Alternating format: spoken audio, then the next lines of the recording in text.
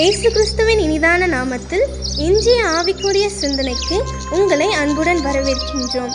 இப்போதும் ஒரு பாடலுக்கு பின்பு உங்கள் சிந்தையை தெளிவிக்கும் ஆவிக்குரிய செய்தியை கேட்கலாம். ஸ்தோத்திரம் துதி பாத்திரா, உம்மை என்றும் என்றும் துதித்திடுவேன்.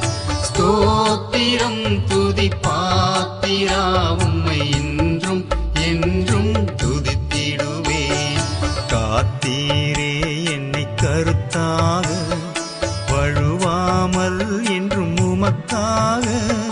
காத்தீரே என்னை கருத்தாக, வழுவாமல் என்றும் உமக்காக. கொடுத்தீருமையும் எனக்காக, கொடுத்தீருமையும் எனக்காக. எடுத்தீர் எனையும் உமக்காக. ஸ்தோத்திரம் துதி பாத்திரா, உம்மை என்றும் என்றும் துதித்திடுவே.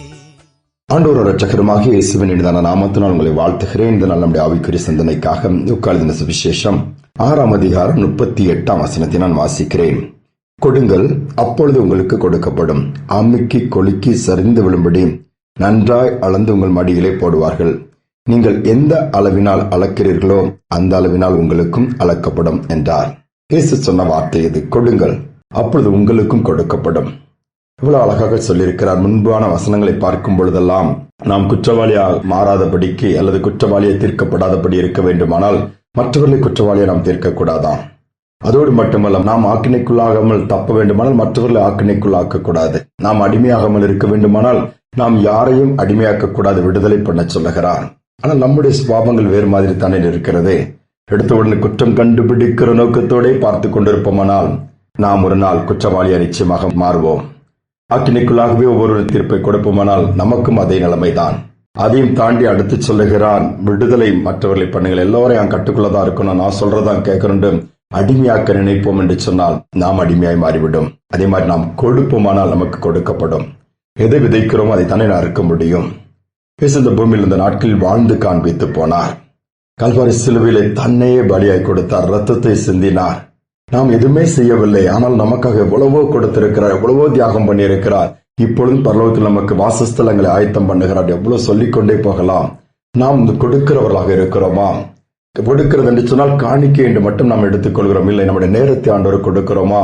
நம்முடைய வாழ்க்கையில எவ்வளவோ நாட்கள் கொடுக்கப்படுகிறது, அதன் எவ்வளவு பகுதி ஆண்டவருக்கு என்று நாம் கொடுக்கிறோம். நம்முடைய ஜெப நேரத்தை கொடுக்கிறோம். ஆண்டவரோடு எவ்வளவு நேரம் ஸ்பெண்ட் பண்ணுகிறோம், ஆண்டவருடைய காரியங்களை எவ்வளவு செய்கிறோம், எவ்வளவு நேரம் ஊழியம் செய்கிறோம்.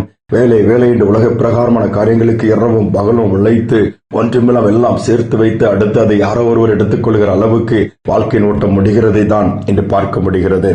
கொடுத்து பாருங்கள், கர்த்தர் எல்லாவற்றையும் திருப்பி கொடுப்பார். நாட் ஒன்லி ஆண்டவருடைய காரியம் மட்டுமல்ல, உதவி செய்யுங்கள். எவ்வளவு முடியுமோ அவ்வளவு செய்யுங்கள். கொடுக்கிறவங்க கை எப்பவுமே மேல உயர்வாகத்தான் இருக்கும், வாங்குகிறவங்க கைதான் கீழே தாழ்ந்திருக்கும்.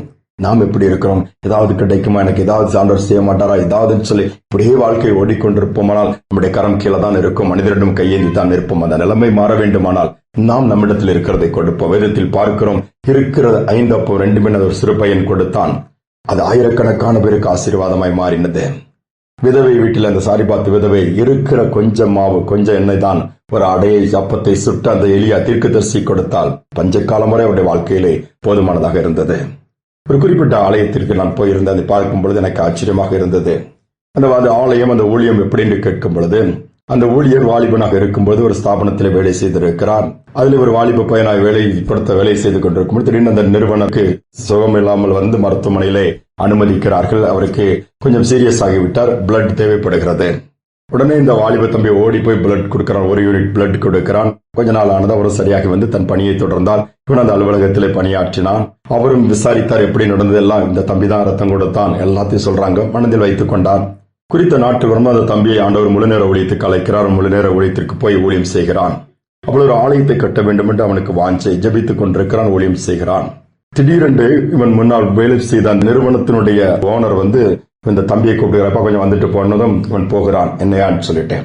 இல்லப்பா, உனக்கு நான் ஏதாவது செய்யணும்னு தோணிச்சது, நீ எனக்கு அன்னைக்கு நான் மரண தருவாயில் இருக்கும் ரத்தத்தை கொடுத்தாய்.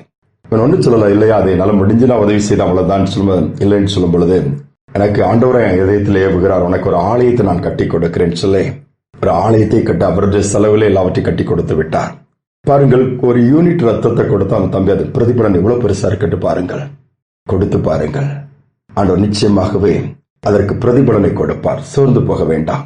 ஒண்ணுமில்லை என்று சொல்லி குறைவுகளை பார்த்துக் கொண்டு இருக்கிறதை கொடுத்து உதவி செய்வோம். இருக்கிறதிலே சந்தோஷமா இருப்போம். ஆண்டவர் நமக்கு நிறைவா எல்லா பகுதியிலிருந்தும் கொடுப்பார். ஒரு யூனிட் ரத்தத்திற்கு ஒரு மனிதன் பிரதிபலன் செய்வான்னு சொன்னா ஆண்டவருக்கு உங்க நேரத்தை கொடுத்து பாருங்களா, அதன் பிரதிபலன் இன்னும் அதிகமாக இருக்கும். ஜெபிப்போம். அன்பின் தகப்பனே, புதிய நாளை தந்திருக்கிறேன், நன்றி. இந்த நாளில் நம்முடைய கரத்தில் எங்களை தாழ்த்தி ஒப்புக் கொடுக்கிறோம். கொடுங்கள், அப்பொழுது உங்களுக்கு கொடுக்கப்படும். எந்த அளவில் அளக்கிறீர்களோ அந்த அளவுப்படிதான் எங்களுக்கும் அளக்கப்படும், திருப்பி கொடுக்கப்படும் சொல்லுகிறீரப்பா. உடைய வார்த்தையின்படியே நாங்கள் எங்கள் வாழ்க்கையில என்ன அதிகமாய் எங்களுடைய வாழ்க்கையை உமக்கு கொடுக்கத்தக்கதாய், வாழ்க்கையின் பகுதியை கொடுக்கத்தக்கதா, அதோடு மட்டுமல்ல குறைவுள்ளவர்களுக்கு உதவி செய்கிறவர்களாய், கொடுக்கிறவர்களாய், எங்களால் இயன்றதை செய்யத்தக்க விதத்தில் எங்கள் ஒவ்வொருடைய சிந்தனைகளை மாற்றுங்க, இருதயத்தை பக்குவப்படுத்துங்க, கிரியைகள் காண்பிக்க உதவி செய்யுங்கப்பா. கேட்கிறவர்களாக மட்டுமல்ல, உடைய வார்த்தையின்படி நாங்கள் செய்கிறவர்களாக மாற்றிக் கொடுங்க. இதை கேட்கிற ஒவ்வொரு பிள்ளைகளையும் இந்த நாளில் நினைவு கூறுவீராக. இந்த நாளிலிருந்து வாங்குகிறவர்களாய் இருக்கிறவருடைய சூழ்நிலைகள் நாம் மாறி கொடுக்கிறவர்களாய் மாற்றிக் கொடுங்க. துதிகரமை ஏற்றுக்கொள்ளும் இயேசுவின் நாமத்தில் பிதாவே, ஆமென், ஆமென். கொடுத்து பாருங்கள், நிறைவான ஆசீர்வாதத்தை கர்த்தர் உங்களுக்கு திரும்ப கொடுப்பார். உங்கள் கண்கள் காணும். இந்த சிந்தனையோடு இந்த நாளை தொடரலாம். மீண்டுமாய் நாளை தினம் சந்திப்போம். உடல கொடு, உள்ளத்தை கொடு, உற்சாகமா ஒன்ன கொடு, உப்பு கொடு, சந்தோஷமா.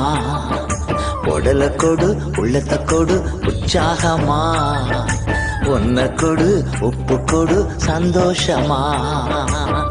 இதிலே தேவன் பிரியமாயிருக்கிறார், இதிலேதான் மகிமை அடைகிறார்.